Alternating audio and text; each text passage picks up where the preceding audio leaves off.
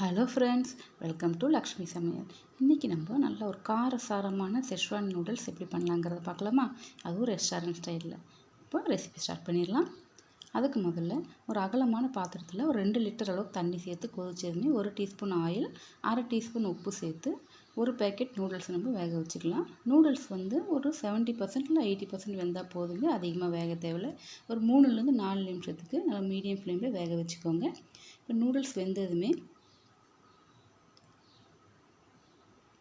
ஒரு பிளேட்டுக்கு மாற்றிக்கலாம்.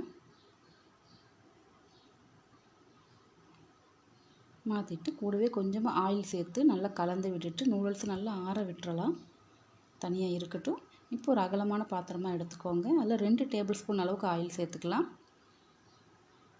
கூடவே பொடியாக கட் பண்ண பூண்டு 1 டீஸ்பூன், ஒரு பச்சை மிளகாய் நல்லா பொடியாக கட் பண்ணி சேர்த்துக்கோங்க. ஒரு மீடியம் சைஸ் வெங்காயம் பொடியாக கட் பண்ணி அதுவும் சேர்த்து நல்லா வதக்கி விட்டுறலாம்.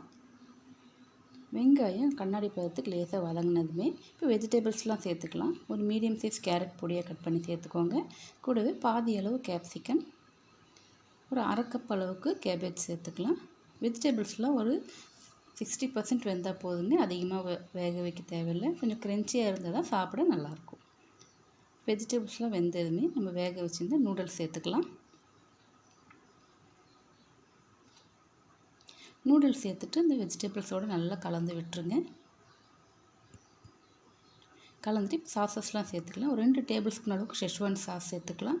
கூடவே 1/2 teaspoon vinegar, 1 teaspoon soya sauce, தேவையான அளவு உப்பு, ஒரு பிஞ்ச் சுகர் சேர்த்துக்கோங்க, டேஸ்ட்டு நல்லாயிருக்கும். கடைசியாக 1/2 டீஸ்பூன் பெப்பர் சேர்த்து நல்லா ஹை ஃப்ளேமில் வச்சு ஒரு 2 நிமிஷத்துக்கு நல்லா கலந்து விடுங்க. மசாலா கூட நூடுல்ஸ் நல்லா கலந்து விட்டுட்டு கடைசியாக கொஞ்சமாக ஸ்ப்ரிங் ஆனியன் சேர்த்துக்கலாம். சேர்த்துட்டு நல்லா ஹை ஃப்ளேமில் வச்சு ஒரு 2 நிமிஷத்துக்கு நல்லா டாஸ் பண்ணி எடுத்தோம்னா டேஸ்டியான செஷ்வான் நூடுல்ஸ் ரெடி. வீட்டில் ட்ரை பண்ணி பாருங்கள், ரொம்ப டேஸ்டியாக இருக்குங்க. இந்த வீடியோ உங்களுக்கு பிடிச்சிருந்தால் மறக்காமல் லக்ஷ்மி சமையலுக்கு லைக் அண்ட் சப்ஸ்கிரைப் பண்ணிக்கோங்க. அடுத்த ரெசிபியோடு சந்திக்கிறேன். தேங்க்யூ.